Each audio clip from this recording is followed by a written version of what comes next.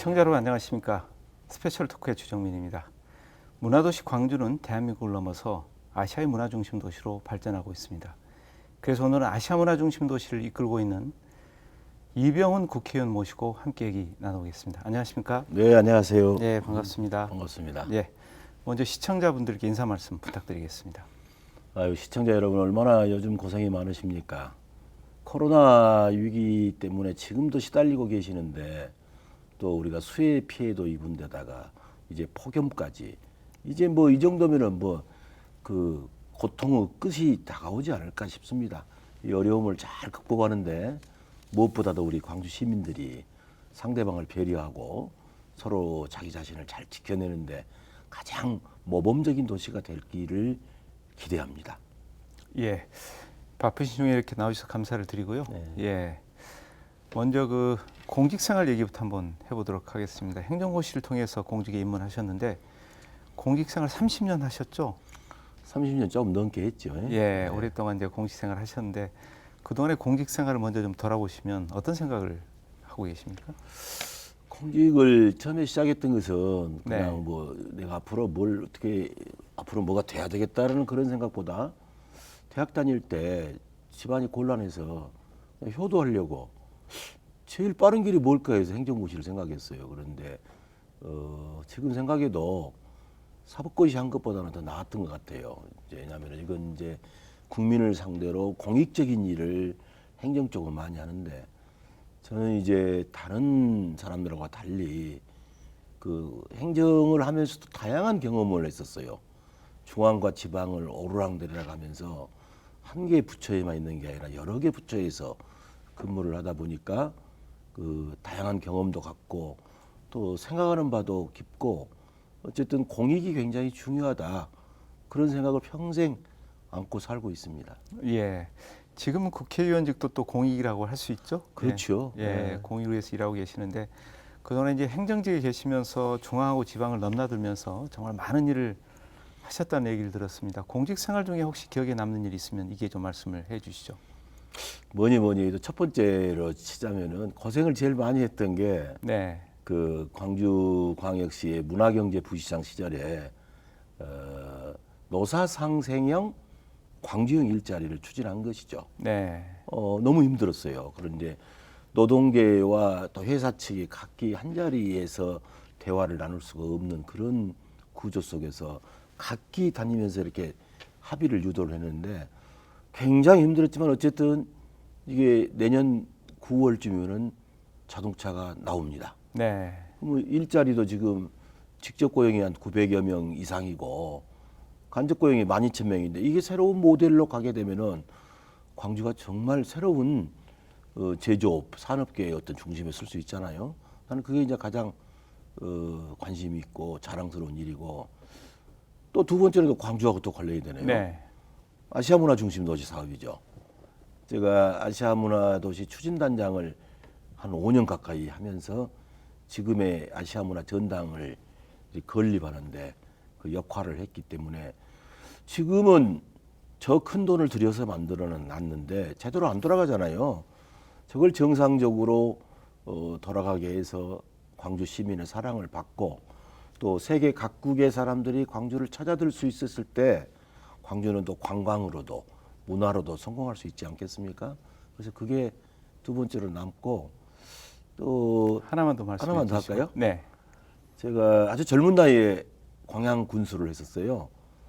지금 광양시로 통합을 시켜놓고 네, 제가 나왔는데 그 94년 일입니다. 30대 아니었습니까? 그랬었죠. 네, 그중 가장 인상적인 것은 그 뭐니 해도 그 청매실 농원의 홍상리 여사라고 있어요. 네, 아주 유명하신 분이죠. 그분을 내가 군수 때 만나가지고 어려움을 조금 도와드렸는데 정말 성공을 하셨던 것이 큰 보람 중에 하나라고 봅니다. 예, 정말 행정가로서 지역을 위해서 참 의미 있는 일을 많이 했다 이런 생각이 드는데 이제 그런 많은 업적에도 불구하고 또 정치에 또 발을 디디셨습니다. 특별한 계기가 있으셨습니까?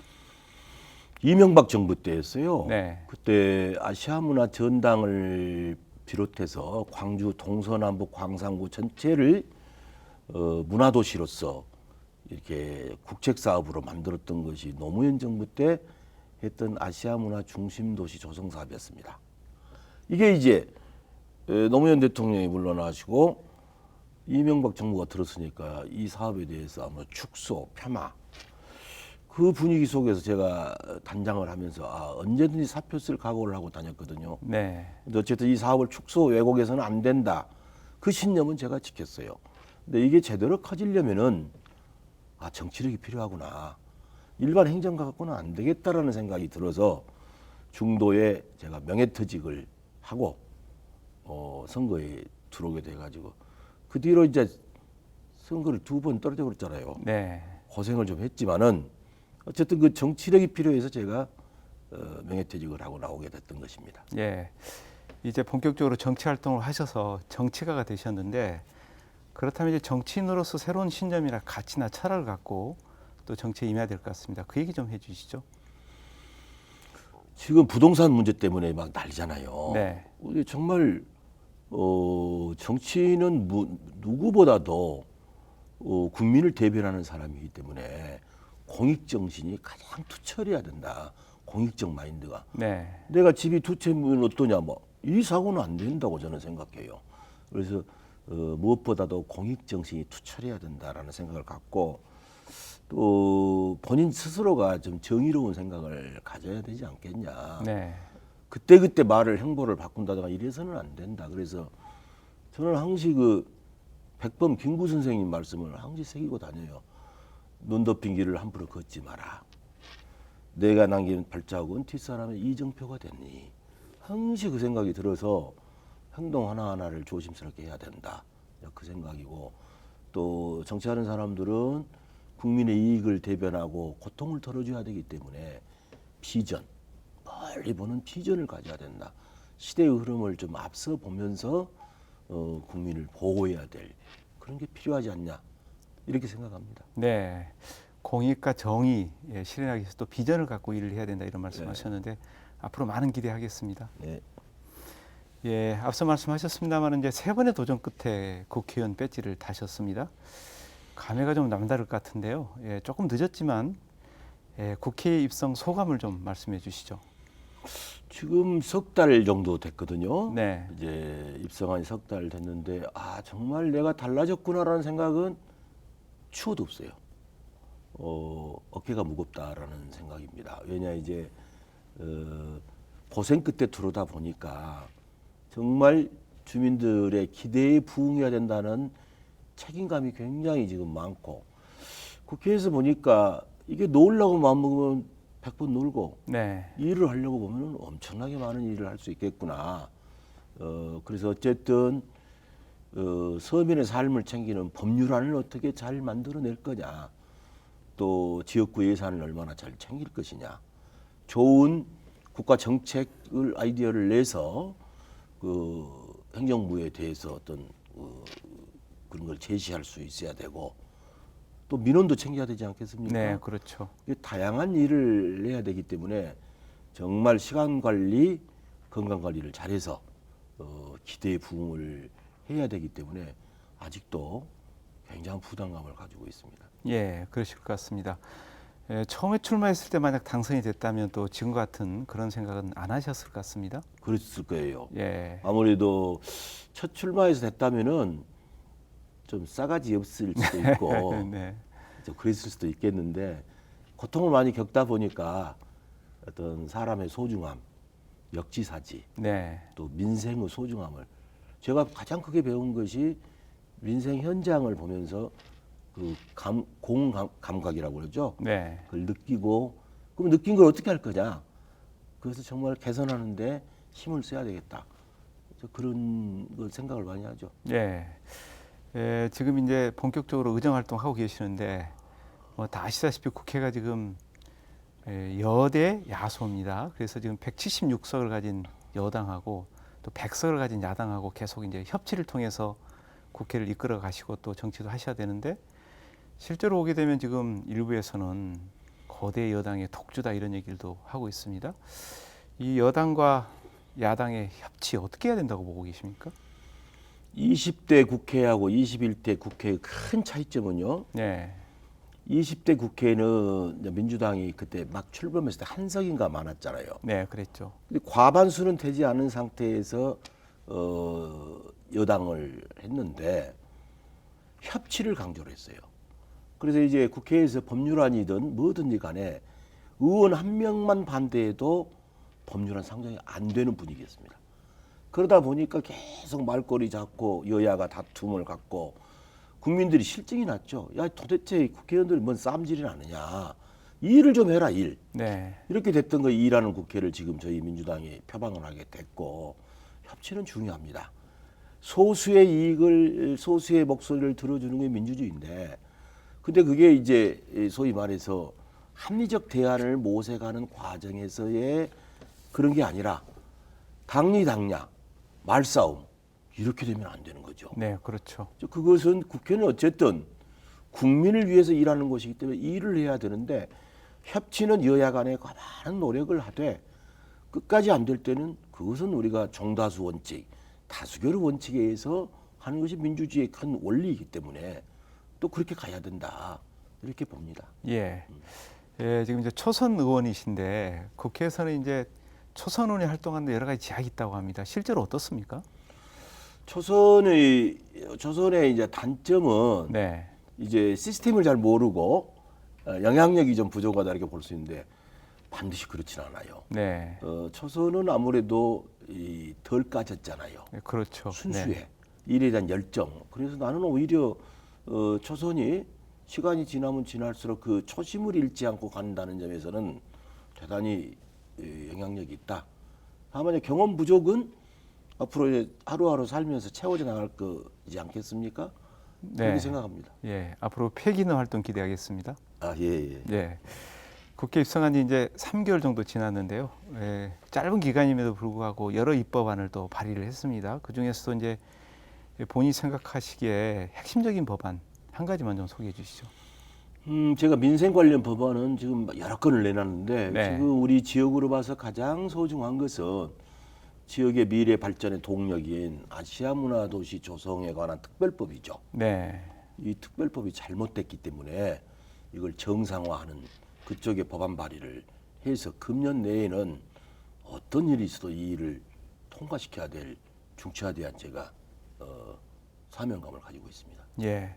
아마 이제 아시아 문화 중심 도시 특별법에 여러 가지 제약도 있고 또 한계도 있다고 생각하셔가지고 이 개정안을 발의하신 걸로 생각이 되는데 그 얘기 좀 해주시죠. 어떤 문제점이 있습니까? 이 아시아 문화도시 조성에 관한 특별법은 노무현 정부 때 법안이 2006년에 제정이 됐어요. 네, 그래서 원래는 20년 장기 프로젝트로 광주를 아시아 문화 전당도 짓고 또 5개구의 거기를 전체 균형 있게 문화도시로 발전시키기 위한 계획이었습니다. 이게 이제 이명박 정부를 접어들면서 약간 이게 이제 축소 분위기로 가다가 이 법안에 관해서는 박근혜 정부가 아주 잘못한 짓을 했어요. 네, 그 2015년입니다. 아시아 문화 전당을 저희들이 문을 열게 된 것이 2015년인데 2015년 11월 달에 문을 열기도 전인 3월에 법안을 개정을 했어요. 그럼 뭐냐? 아시아 문화 전당을 5년간 부분 유탁을 하자. 그러고 나서는 전면 유탁을 한다. 이 말도 아닌 법을 만들어 놨어요. 그건 뭐냐? 소위 말하면 법인화죠. 네, 민간에 위탁을 한다는 얘기는 정부에서 부담을 덜겠다. 적절하게 예산 보조하고 나머지는 벌어서 써라. 사실은 법인화의 요체는 그겁니다. 네. 그럼 왜 이런 엉터리 같은 법안이 나왔냐? 박근혜 전 대통령이 국회 와서 그랬다더라고요. 광주에다 왜 많은 돈을 쏟아붓냐? 이 말 한마디가 한나라당에 영향을 줘가지고 그쪽 의원들이 그렇게 해서 결국은 그 이상한 법안이 나와 있었는데 아시아문화 전당은 이제 어떤 곳입니까? 아시아의 문화를 교류한다는 것이 첫 번째고요. 네, 그걸 토대로 해서 새로운 문화 콘텐츠를 창제작한다. 이것이 이제 문화산업 아닙니까? 그래서 이게 이제 여러 가지 의미가 있는데 이걸 전면 부정하게 되고 이제 이런 사업을 하는 데는 무엇보다 중요한 게 공공성이죠. 공공성이 강한데 이걸 수익 구조 모델로 돈 벌어서 알아서 써라. 이건 안 되는 겁니다. 그래서 이걸 정상적으로 공공성을 강화시키기 위해서는 국가 소속 기관, 네. 또 예를 들면 박물관, 국립중앙박물관이 어디 민간이 합니까? 국가가 운영을 하잖아요. 그렇게 하자. 그리고 이제 수익 구조 모델은 그러면 수익을 할 수 있는 재단을 만들어서 해라. 그 근간은 공공성을 강조하자. 이런 취지가 이번 법안의 핵심이고, 네. 또 이제 아시아문화 전당을 이제 개원을 2015년에 늦게 했고, 그 동안에 이제 시스템이 안 돌아가다 보니까 광주 시민들이 보시기에도 아직도 양이 안 차잖아요. 네. 정상적으로 돌아가기 위해서는 시간이 필요하다. 그래서 2026년까지 그 법률안에 돼 있던 것을 5년 연장해서 2031년까지 연장하자. 이런 것들이 핵심적인 법안 개정의 취지입니다. 네. 말씀 주신 내용을 듣고 보니까 이제 아시아문화 중심 도시, 특히 아시아문화 전당에 관한 여러 가지 문제점들을 보완하는 그런 법안이 될 것 같은데, 예. 혹시 이제 법안에 담겨 있는 개정안에 담겨 있는 내용 중에서 추가적으로 조금 더 보충 설명해 주실 수 있는 부분이 있으면 해 주시죠. 지금 현재는 지금 전당에 소속된 공무원이 한 40여 명, 네. 그 아시아 문화원이라는 데가 한 90여 명 정규직이 있어요. 그런데 이제 서로 이 두 군데가 어찌 좀 이렇게 제대로 안 돌아가는 거예요. 그렇죠. 이원화가 돼 있죠, 네. 지금. 네. 그래서 이게 제대로 공공성을 강화하기 위해서는 전당 조직을 강화하자. 그리고 국가 기관으로 하게 되면 여러분이 박물관을 생각해 보시면 아실 겁니다. 박물관에 학예직 공무원들 있잖아요. 네. 학예직 공무원은 일반 행정직 공무원이 아니라 여러 전문가들이 돼 있기 때문에 그 전문가들로 포진된 학예직 공무원들이 주축이 돼서 문화 콘텐츠를 교류하고 문화 콘텐츠를 만들어 가는데 도움을 주도록 하자. 이거거든요. 그리고 이제 이게 콘텐츠를 진행하다 보면 수익 구조 모델이 조금씩 나기 시작할 거 아닙니까? 국립에서는 돈 버는 장사를 할 수가 없으니 재단을 만들어서 그 재단에서 수익 구조에 관계된 일을 하자. 네. 그럼 현재 인력을 어떻게 할 것이냐? 현재 인력은 원칙이 그대로 고용을 승계하는 것을 원칙으로 합니다. 소정의 절차를 밟아서 그러면 전당 조직으로 흡수될 사람, 또 재단에 남을 사람으로 해서 이건 별도로 법안이 되고 난 뒤에 이제 문화체육관광부에서 해야 될 일이 행정안전부의 이제 조직에 관한 협의를 하고 기획재정부의 예산에 관한 협의를 해서 큰 변화가 없이 이렇게 가는데 조직과 예산을 승인을 해달라.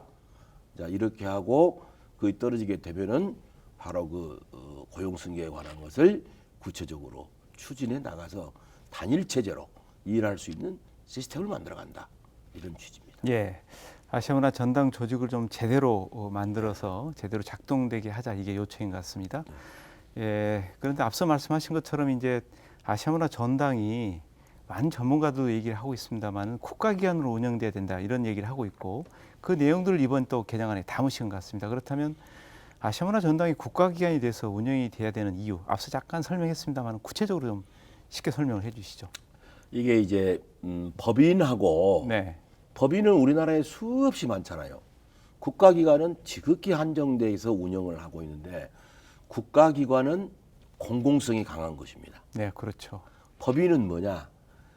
법인은 똑같은 일을 하는데 직원들 봉급도 줘야 되고 뭐고 하니까 이게 돈을 벌어야 돼요. 돈 버는 일에 집중하기가 쉬운 거죠. 네. 그러다 보면 공공성이 제대로 되겠습니까? 지금 아시아문화 전당에만 국가 예산이 100% 들어간 것이 1조 1,600억 원이 들었습니다. 2006, 7년부터 지금까지 계산해 보면은 1조 1,600억을 지어놓고 제대로 작동을 해야 국가 예산 낭비도 막을 거 아닙니까? 근데 이걸 집을 지어놨으니 너희들 적절하게 법인 만들어서 국가에서 보조금 일부 줄 테니 나머지 운영해라. 돈 벌어서 해라. 되겠습니까? 네. 그래서 지금 이제 전당이 개관한 지가 2015년인데 세계적인 복합문화기관도 정상화되고 그 브랜드를 높일 때까지는 시간이 필요해요. 우리는 시간을 벌면서 제대로 된 콘텐츠를 만드는 시간을 벌면서 공공성을 키워나가자. 이제 먼 훗날에요. 아주 이게 잘 돌아가고 있어요. 그럼 그때 가서 법인화는 해도 됩니다. 그 법인화는 뭐냐? 자율성이 있죠. 네. 그럴 거 아닙니까? 자율성이 있는데 이게 안정적으로 가는 데는 국가기관이 돼야 되고 공공성과 안정성을 볼 때는 국가기관입니다. 지금 전당을 개관한 지 5년밖에 안 되기 때문에 걸음마 단계인데 걸음마 단계에 있는 전당 보고 너희 돈 벌어 성인 취급을 한다. 되겠습니까? 네. 그래서 지금 국가기관으로서 보호를 받고 가야 된다. 이렇게 생각합니다. 네. 그래서 이제 안정적으로 운영되는 시스템이 정착이 되면 그때 가서 다시 검토해 볼 수 있다. 이런 그렇죠. 말씀이시죠? 네. 예, 앞서 이제 아시아문화 중심 도시 그리고 전당에 대한 애정을 표현을 하셨는데 광주가 문화도시로서 전국 최초로 문화경제 부시장이라는 직제를 도입했습니다. 그리고 의원님께서 초대 이제 문화경제 부시장을 역임하셨는데 문화경제 부시장으로서 어떤 활동을 하셨는지 이게 좀 말씀을 좀 해주시죠. 제가 광주광역시에서 초대 문화경제 부시장을 했습니다. 전국에 없이 광주에만 도입이 된 거죠. 근데 정말 이것은 이 문화와 경제는 동전의 양면인데 꼭 필요했던 직제였고 제가 초대 부시장을 했는데 너무 일을 열심히 해가지고 너무 힘들었습니다. 네. 진짜 죽는 줄 알았어요. 초대라는 의미가 또 굉장히 크잖아요. 그러니까 열심히 하셨을 있고. 것 같습니다. 네. 그래서 이제 어쨌든 그 문화 쪽으로는 그 13년간 끌었던 강주 문학관 네. 후보지 결정을 했죠.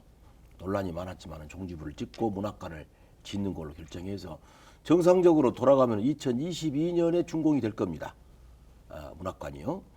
그다음에 이제 우리가 문화 콘텐츠 산업이 고용 창출도 있고 지역을 키울 수 있기 때문에 이게 중요하거든요. 그래서 이제 그 실감 콘텐츠 큐브라 그래요. 이름이 좀 어렵지만은 콘텐츠를 이제 이 미디어를 통해서 아주 오감을 통해서 느낄 수 있는 그런 걸 건립을 추진을 해서 이것도 2021년 네. 내년이면은 아마 될 것이에요. 내년 내후년 사이에 준공이 될 거고 또 광주가 또 미디어 아트가 강하니까 미디어 아트 센터도 지금 그때 시작을 해서 금년 말이면은 그게 준공이 될 거예요. 그러면 도처에 광주 도처에 우리가 문화 콘텐츠 산업을 아시아 문화 전당 그 실감 콘텐츠 큐브 미디어 아트 센터 이게 다 연결이 되면서 광주가 정말 인공지능까지 더해지면은 굉장히 커지지 않겠습니까? 네. 그래서 그런 것을 문화 쪽에 있고 또 경제 쪽에는 아까도 말씀드렸습니다만 광주형 일자리 노사가 상생하는 자동차 공장을 만든 것이 큰 것입니다. 그 광주형 일자리하고 또 하나 큰 것은 이제 인공지능에 관해서 네. 광주가 대못을 박았어요. 대못을 박아서 지금 인공지능은 집적화 단지가 광주로 확정이 돼가지고 예산 지원을 받고 키워나가고 있는 데 저도 일조를 해서 기쁨으로 생각합니다. 예. 문화경제 부시장으로서 문화 콘텐츠 산업에 관심을 많이 기울였다 이런 말씀하셨는데 그래서 이제 문화가 경제이고 일자리다 이런 얘기들 많이 합니다. 그만큼 문화가 산업화되는 게 굉장히 중요하다고 얘기를 하는데 앞서 또 그런 부분을 강조를 하셨습니다. 그래서 문화 산업이 왜 중요한지 좀 자세하게 설명을 좀 해주시죠. 이제 문화가 돈이고 돈이 문화입니다. 네. 자, 우리 시청자 여러분께 잘 아시는 방탄소년단을 보실까요? 방탄소년단이 10년간 활동하는 것을 경제 효과로 따지니까 56조 원이 나와요. 네. 어마어마하죠? 또 우리가 이 어려움 속에서도 기생충이라는 영화가 오스카상을 받았잖아요. 이 기생충을 통해서 벌어들인 돈과 한국의 이미지와는 별도로 부수적으로 버는 게 있어요. 그 짜파구리라고 그 영화에 나왔던 것 때문에 네. 너구리와 짜파게티 이 매출이요 전년 동기보다 61%가 늘어났어요. 예. 컵라면은 한 33% 늘어나고 이게 이 한류의 영향인데 좋은 공연이나 영화에서 본 그걸 본다고 또 주인공 했던 걸 따라 하고도 이게 한류의 경제적 효과입니다. 네. 이런 한류는 보니까 지금 한류로 인해서 이렇게 벌어들이는 우리 수출액이요 어마어마합니다. 우리가 지금 휴대폰 시장, 반도체 시장이 크다고 우리나라의 주력 산업인데 휴대폰이나 반도체 수출보다 5배 이상이 많은 것이 문화 산업입니다. 이게 문화가 돈이죠. 네. 이게 앞으로 가면 갈수록 또 좋은 점이 이 문화 콘텐츠 산업은 이게 이제 자동화돼도 사람 손과 창조적인 두뇌를 해야 되기 때문에 이게 사람을 많이 고용을 해야 돼요. 이게 보통 제조업, 일반 제조업보다는 문화 콘텐츠 산업의 고용 창출이 5배에서 9배 사이입니다. 네. 지금 고용이 얼마나 중요합니까? 그렇죠. 그래서 이게 문화 산업은 대단히 중요하고 앞으로 이제 특히 이제 코로나 때문에 비대면 문화가 뭐 게임이라든가 이런 것들 영상으로 하는 게 얼마나 많습니까? 이 영상을 통해서 하는 모든 것들이 이루어지는 거예요. 자, 콘텐츠 산업, 문화 콘텐츠 산업이거든요. 가면 갈수록 이 산업이 커져나가는데 우리 광주 사람들이 상당한 창의력이 있잖아요. 끼가 네, 있어요. 그렇죠. 네. 끼가 있고 그래서 앞으로 이거 인공지능과 결합해서 이런 구조로 가면은 정말 앞으로 우리가 광주가 잘 살 수 있는 경제적으로도 잘 살 수 있는 정의로운 도시에 경제적으로 잘 사는 도시 될 수 있겠다. 그렇게 생각합니다. 예. 이 문화산업의 중요성에 대해서 강조를 해주셨는데 이제 문화산업이 더욱더 발전하려면 우리가 갖고 있는 한계 문제점 이런 것들 좀 파악해서 극복을 하는 노력들을 해야 될 것 같습니다. 어떤 한계나 문제점이 있다고 보고 계십니까? 지금 이제 콘텐츠 업계가 네. 시골을 안 올라 그러죠. 그렇죠. 지역을 서울에만 머물고 있는 그 콘텐츠 전문 인력들이 지방으로 내려올 수 있는 구조를 만들어야 된다. 그 소위 말하면은 그 생태계를 만들어줘야 돼. 네. 그렇게 했을 때 창의력이 뛰어난 그런 콘텐츠 업계 사람들이 내려와야 되고 또 여기에서 콘텐츠를 만들어내려면은 자금이 들어갈 거 아닙니까? 이게 각종 펀드, 그 펀드를 잘 활용해서 거기를 지원하는 이 시스템을 잘 만들어주는 것이고, 그다음에 이제 나는 창의력 하나만 가지고도 아이디어 하나만 가지고도 대박을 낼 수 있다. 네. 지금 중국이나 미국이 다 그렇게 하고 있거든요. 그럼 그런 아이디어를 냈을 때 그것을 기술적으로나 또 재정적으로나 이 시스템을 만들어주는 것이 중요합니다. 요즘 이제 3D 프린터라고 있잖아요. 네, 그렇죠. 옛날에는 시제품을 하나 만드는데 얼마나 많이 이걸 만들어야 됐습니까? 근데 지금은 3D 프린터라는 걸 통해서 아이디어가 있으면 그걸 싹 만들어내요. 돈을 많이 안 들이고. 그걸 봤을 때, 이건 앞으로 되겠다. 이랬을 때 바로 투자를 하게 되고 그럴 거 아닙니까? 그러니까 이런 것들이 다 이렇게 합쳐져야 돼요. 그 구조의 틀을 만드는 것이 굉장히 중요한데 아직은 광주가 그것이 부족하기 때문에 네. 앞으로 아시아 문화 전당을 중심으로 아까 말씀드린 그 각종 거기 미디어 아트 플랫폼이든지 실감 콘텐츠 또 각 대학 이렇게 연계해서 그런 걸 만들어내야 된다 이렇게 생각합니다. 예. 예, 많은 고민을 하시고 또 성찰도 하신 것 같습니다. 그런 측면에서 이제 광주가 문화산업을 통해서 미래 먹거리 산업으로 이제 발전시키기 위해서는 우리가 어떤 노력들을 해야 되는지 조금 더 구체적으로 말씀해 주시면 좋을 것 같습니다. 광주 제일 중요한 것은 광주에서 출발하는 네. 소프트 파워. 이 소프트 파워는 어디서 나오냐? 인문학적 고뇌에서 나온다고 생각해요. 네, 그렇죠. 기술이 제 아무리 좋아도 사람에게 불편하게 만들고 하는 것들을 이 광주가 인권의 도시이기 때문에 나는 이것도 콘텐츠를 말하는데 굉장히 도움이 될 거다. 네. 화두를 던지는 거죠. 사람의 인간을 행복하게 만들기 위해서 불편함을 덜어주되 사람을 행복하게 해야 돼요. 불편을 덜어준 일 중에서 사람을 해치는 일이 너무 많지 않습니까? 그런 인문학적 화두를 끊임없이 광주는 던지면서 그것을 콘텐츠로 만들어 나가는 것이 필요하죠. 그 콘텐츠를 만들어 나가는 데는 그래서 인문학도 중요하고 테크놀로지, 기술을 가진 사람들이 필요합니다. 또 예술가의 창의력이 필요합니다. 그래서 예술, 기술, 인문학. 그럼 이거 결합했는데 이게 시제품으로 나가려면 무엇이 필요합니까? 돈이 필요하기 때문에 네. 자금 지원에 관한 이런 전체적인 생태계를 만들어주는 것이 중요하다. 그 기능을 국가와 광주시가 상호 협조해서 만들어내야 된다.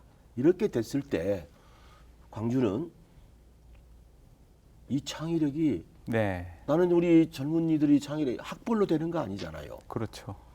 좋은 대학에 간 공부 잘한 사람들이 창의력이 있는 게 아닙니다. 왜냐 암기 위주로 돼서 됐기 때문에 오히려 공부를 못하고 고등학교밖에 안 나왔음에도 불구하고 현장에서 보고 느끼는 감성이 풍부한 젊은이들이 앞으로 유니콘 기업을 만들어낼 수 있다. 유니콘 기업이란 것은 매출이 1조 원 이상 회사를 우리가 유니콘 기업이라고 하는데 지금 그 재벌 기업 말고요. 새로 만든 그런 기업들이 만들어 나가고 있습니다. 한국에도 지금 열 몇 개에 불과한데 나는 광주에서 그런 유니콘 기업이 최소한 5개 이상은 나와야 한다. 그런 유니콘 기업이 나왔을 때 다른 젊은이들이 나도 도전하자. 나 서울대 안 가고 고대 안 가도 나 얼마든지 성공할 수가 있다는 구조가 돼야 됩니다. 네, 이건 희망이 있는 거예요. 그리고 그 유니콘 기업이 일반 대기업보다 고용 창출 효과가 굉장히 큽니다. 새로운 도전을 불어넣을 수가 있고 이런 구조의 틀을 광주 시민이 이해하고 행정과 다 앞에서 한 방향으로 앞으로 5년, 10년을 쏟아부었을 때 우리 광주는 세계적인 도시로 갈 수 있지 않느냐. 그래서 적은 일에 매이지 말고 좀 적은 일을 싸우지 말고 큰 걸 보고 이렇게 광주 시민들 힘을 합쳐줬으면 좋겠다라는 생각입니다. 예. 말씀 듣고 보니까 문화와 문화산업이 활성화되면 정말 일자리 문제도 네. 해결될 거라는 생각이 드는데 문화산업과 일자리의 관계 또 앞으로의 전망 이런 것들도 좀 얘기를 좀 해주시죠. 그 지금 이제 4차 산업혁명 시대에 사람들이 굉장히 우려하는 것은 네, 이제 로봇이 사람이 하는 일을 대체하기 때문에 일자리가 없어진다. 당연히 그렇게 생각할 수 있습니다. 그래서 이제 저는 두 가지로 보는데 오프라인하고 온라인 쪽에서 보자. 앞으로 4차 산업에서 로봇이 큰 역할을 하면 빅데이터라든가 이렇게 연결돼서 가는 것은 거기에 맞는 새로운 일자리가 만들어지기 때문에 그런 것은 젊은 사람들의 몫으로 열심히 그걸 하면 된다. 네, 그럼 젊은 사람들의 일자리는 항시 그런 것 쪽에다가 컴퓨터 프로그래밍이라든가 뭐 여러 가지가 있을 거 아닙니까? 그런 것에 대해서 공부를 해 나가면 되고 나이 든 세대들은 컴퓨터에 대한 정이 안 되는데 앞으로 시대가 지나면 지날수록 레트로라고 하죠. 네, 과거에 대한 감성, 과거의 추억을 마케팅으로 하는 것이 앞으로 이게 이제 인공지능이 발달하면 발달할수록 인간의 소외감을 그런 식으로 풀어나갈 것이다. 그러면 그런 일자리는 나이 든 세대 일자리입니다. 사람의 정으로 할 수 있는 그게 문화 이제 관광 산업, 문화 콘텐츠 산업은 아무래도 젊은 사람들이 한다면은 관광 산업이라든가 또 기존에 우리가 했던 옛날 방식의 것들, 옛 것을 추구하는 것들이 있잖아요. 이런 것은 나이 든 세대들이 훨씬 많은 장점을 가지고 있어요. 그래서 이걸 적절히 조화를 해서 나가면은 일자리는 만들어 나갈 수가 있다. 이렇게 봅니다. 예. 그런 관점에서 최근에 이제 포스트 코로나 시대를 맞이해서 비대면 상황에서 여러 가지 새로운 산업의 관점들이 제기가 되고 있습니다. 그래서 정부도 지금 뉴딜이라는 개념으로 디지털 뉴딜, 뭐 그린 뉴딜 이런 것들을 추진하고 있는데 문화 쪽에서도 뉴딜이 가능하다고 생각이 됩니다. 그런 측면에서 문화 뉴딜 어떻게 정립을 해 나가고 어떻게 해야 되는지 좀 고견을 주시면 좋을 것 같습니다. 우리 주정민 교수님 말씀 정말 저하고 똑같은 생각이 돼요. 제가 그래서 국회에서 문화 뉴딜을 주창을 하면서 국회에서 포럼을 또 했었죠. 네. 그래서 했는데 지금 이제 문재인 정부에서 하고 있는 것이 크게 봐서 그 그린 뉴딜이라고 해서 이제 친환경 쪽에 것이 하나 있고 디지털 뉴딜로 해서 비대면 이쪽에 많이 가고 있는데 저는 하나가 더 필요하다. 문화 뉴딜이 필요하다. 네. 결국 이게 먹고 사는 문제고 경제고 뭐고 다 결국은 국민을 행복하게 하는 것이 최고로 중요한 겁니다. 우리가 OECD 국가에서 세계 경제 규모가 10위입니다. 6.25가 언제입니까? 해방이 언제 됐어요? 동시대에 우리가 살고 있는 분들이 다 해방 중에도 있고 6.25를 경험한 분들이 있는데 지금 OECD 12국 이걸 동시대 경험을 하고 있어요. 근데 대단한 나라죠, 경제적으로. 이제 그런 반면에 이렇게 성장 위주로 가다 보니까 자살률이 OECD가 1위예요. 노인 빈곤율이 또 1위예요. 출산율이 최하입니다. 네. 이것은 정상적인 국가가 아니다. 결국은 돈을 보고 뭐 하는 것도 다 국민이 행복하기 위해서 하기 때문에 그 행복을 추구하는 데는 문화유리라는 게 필요하다. 그래서 사람에 대한 관심, 행복에 대한 관심을 일자리로 연결하는 사업들을 풀어나가자. 그리고 각 부처에서 하는 모든 사업 위에가 문화라는 우산을 써야 된다. 도로 하나를 놓든지 뭘 하든지 우리가 디자인적 감각, 문화적 감각 이게 필요하잖아요. 건교부는 건교부대로 따라놓고 환경부는 환경부대로 따라놓고 문화부는 문화부대로 따라놓고 이런 건 아닙니다. 네. 문화라는 우산 속에서 다리를 놓든 굴을 파든 이 전주를 하나 세우든 생각해서 정말 문화적으로 행복한 걸로 가야 된다. 그래서 큰 시각에서 문화뉴딜이라는 것을 앞으로 추구해야 된다. 이렇게 봅니다. 네. 예, 오늘 좋은 얘기 많이 들었는데 앞으로 계획에 대해서 몇 가지만 좀 여쭙겠습니다. 먼저 21대 국회에 대해서 국민들은 일하는 국회가 되기를 좀 바라고 있습니다. 그런 측면에서 앞으로 바람직한 국회 활동 방향에 대해서 어떤 생각을 갖고 계신지 좀 듣고 싶습니다. 국회에 들어가 보니까 많은 포럼이라든가 이 정책적인 토론회를 많이 합니다. 네. 그래서 이제 아침 7시 반에 그런 프로그램이 많은데 저는 가급적이면 빠지지 않고 그걸 듣고 막 배우고 있는데요. 어쨌든 정치는 포스트 코로나, 우리 코로나 이후 세계를 누구도 예측할 수 없을 정도로 어렵습니다. 그렇기 때문에 그 포스트 코로나 이후에 우리나라 경제 상황, 또 생활 양식 이것에 대한 충분한 공부가 선행이 되어야 그런 대비가 될 것이다. 그래서 그 단순히 기존의 것을 가지고 자원을 배분하는 기능을 하고 갈등을 조정하는 국회의원이 돼서는 안 되고 예측이 불허하지만은 끊임없이 먼저 앞장서서 국민을 불편하게 만드는 것들을 사전에 예방하는 그런 공부와 노력을 전제돼야 된다. 그래서 그런 국회가 돼야 한다고 봅니다. 네. 또 하나는 우리나라가 독자적으로만 잘 갈 수는 없잖아요. 우리를 둘러싸고 있는 미국, 중국, 일본을 보십시오. 정말 붕괴할 일도 많이 있지만은 우리는 정말 외교를 잘해서 정말 한반도가 외교의 중심이 돼야 된다. 한국이 종속 주변 국가가 아니라 저 나라가 중심 국가가 될 수 있는 구조의 틀을 그 외교적 역량도 대단히 필요하지 않습니까? 이런 것을 정말 국회의원들이 더 많은 공부와 그런 노력을 통해서 나라를 지켜내야 된다. 이렇게 보는 것이 21대 국회가 가야 될 길이다. 이렇게 봅니다. 예. 바람직한 국회의 방향에 대해서 말씀하셨는데 앞으로 그런 국회가 될 수 있도록 많은 노력도 함께 제가 지켜보겠습니다.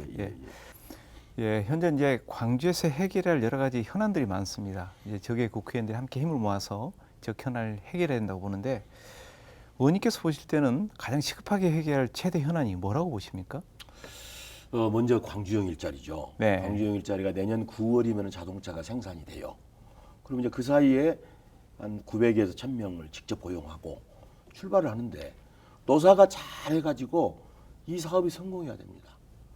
그래서 광주형 일자리 1호 사업이 현대자동차 위탁 생산 공장인데 이게 잘 됐을 때 예를 들면은 삼성이든 LG든 야 광주에서 이렇게 노사가 상승해 잘 된다. 대기업이 안 올 수가 없어요. 해외 기업이 몰려들 수가 있습니다. 네. 그래서 이 사업이 잘 될 수 있도록 정말 광주 시민들이 애정을 갖고 봐주셔야 된다. 두 번째는 아까 말씀드린 아시아 문화 중심도시 활성화인데 네. 전당이 잘 되면요. 광주 시민들부터 행복하고 잘 되다 보면 외지 관광객이 많이 올 거 아닙니까? 네, 그렇죠. 외지 관광객이 많이 와야 바글바글 하면서 소상공인들이 장사가 되죠. 네. 그래서 이게 같이 살 수가 있어요. 그게 바로 문화가 경제인 것이죠. 그래서 그것이 잘 전당이 정상화돼서 세계적인 브랜드를 가졌으면 좋겠다. 이제 마지막으로는 광주가 우리 국가 균형 발전을 얘기하는데 구간 경계 중에 필요해요. 네. 동서남북 광산이 어떤 구는 44만, 46만이 되는데 동구는 10만밖에 안 돼요. 네. 땅 넓이도 틀려요. 그래서 이것은 구간의 경계 조정이라는 과정을 정치인들이고 다 동의를 해줘야 됩니다. 이제 자기 선거의 유불리를 따지지 말고 정치인으로서 그 동의를 해줘야 된다. 그래서 이제 저 같은 경우는 구간 경계 조정하면은 제가 제일 힘들어요, 사실은. 네. 이제 동남을인데 이렇게 또 조정하다 보면 새로 개척을 해야 되는데 그건 내 문제고 정치인이 공익을 위해서 하는 것이기 때문에 구간 경계 조정에서 광주 전체가 골고루 잘 살게 하는가 이게 중요합니다. 예. 정말 어려운 현안들인데 적발전을 위해서 앞장서서 좀 해결해 주시길 부탁드리겠습니다. 네, 네, 네. 예. 예. 그리고 이제 정치인이 되셨기 때문에 아마 존경하는 정치인이 있을 것 같습니다. 어떤 분이고 또 존경하는 이유에 대해서 말씀을 좀 해주시죠. 딱 두 분이라고 치겠는데 네. 저는 우리나라에서 김구 선생님이에요. 아까 말한 그런 눈 덮인 사냐를 함부로 걷지 마라. 네. 그것도 큰 좌우명이지만은 이분이 그 어려운 시대 해방 먹고 살기가 힘든 시대에 한 얘기가 오직 힘없어 한없이 갖고 싶은 것은 높은 문화의 힘이다. 그 어려운 시절에 네. 그 문화를 통찰력을 갖고 보신 분이에요. 나는 그래서 그 김구 선생의 말씀을 항시 중시 여기고 또 외국에서는 빌리 브란트 서독 총리입니다. 네. 이 빌리 브란트 때문에 동서독이 통일을 하고 그랬죠. 됐고 네. 폴란드 침공하고 이런 것을 전부 가서 엎드려서 사죄하고 아베는 진짜 이거 배워야 됩니다. 오히려 빌리 브란트가 하니까 진정으로 사죄할 사람이 아닌 사람이 저렇게 사죄를 하는구나. 사람의 감동을 주잖아요. 그런 정치 돼야 되지. 그래서 이 두 분을 가장 존경하고 닮고자 합니다. 네. 그리고 앞으로 이루고 싶은 계획이나 목표가 있다면 이게 좀 말씀을 좀 해주시죠. 이제 우선은 제일 중요한 게 아시아 문화 중심 도시를 문화 국가로 가는 디딤돌 플랫폼 역할을 하는 것이 광주 아시아 문화 중심 도시의 문화 전당이다. 여기가 광주 시민을 먼저 행복하게 하면서 문화적 플랫폼 역할을 해야 세계적인 복합 문화 기관이 되고 광주도 좋고 국가도 좋아질 것이다. 그래서 이것을 정상화시키는 일에 노력을 하고 또 국가적으로는 방금 말씀드린 문화 뉴딜을 통해서 국민을 행복하게 하는 일 이렇게 하면서 궁극적으로는 어려움에 처한 서민의 대변자가 되는 일을 찾아서 그런 일을 하는 것이 앞으로의 목표나 계획으로 볼 수 있겠습니다. 예. 마지막으로 시청자분들께 한 말씀 부탁드리겠습니다. 우리가 5.18을 겪어서도 그때 정말 그 어려운 때도 LA 폭동 같은 데 보면은 그 난리를 피워도 어디 사람을 죽이거나 어디 절도가 없었잖아요. 이건 세계사적으로 없는 대단한 소중한 가치다. 그래서 그게 주먹밥 공동체. 우리는 그런 자존심이 있단 말입니다. 근데 코로나 위기에 이런 세계적인 절대절명 위기에서도 정말 우리가 시민들이 잘 참여해서 가장 모범적인 방역이 되는 광주, 또 어려움을 겪고 있는 소상공인들 좀 따뜻하게 그 앱으로 해서 신청하지 말고 전화로 해서 먹으면 훨씬 더 이익이거든요. 그런 사소한 것부터 실천을 해주는 광주 시민. 또 이게 또 어려운 것이 문화예술가들이에요. 정말 이분들은 이제 자기 직업이 없는 분들은 어려움이 있는데 이런 분들을 따뜻하게 지원하고 등을 두드려주고 관심을 가져주는 것. 이게 우리 광주 시민이 해주시기를 진심으로 기대를 합니다. 어려움이 많으시겠지만은 어려울수록 서로 이렇게 격려해주는 그런 광주가 됐으면 하는 바람입니다. 예, 오늘 말씀 잘 들었습니다. 앞으로도 문화중심 도시로 도약하는 광주를 위해서 많은 활동 기대하겠습니다. 고맙습니다. 예, 감사합니다.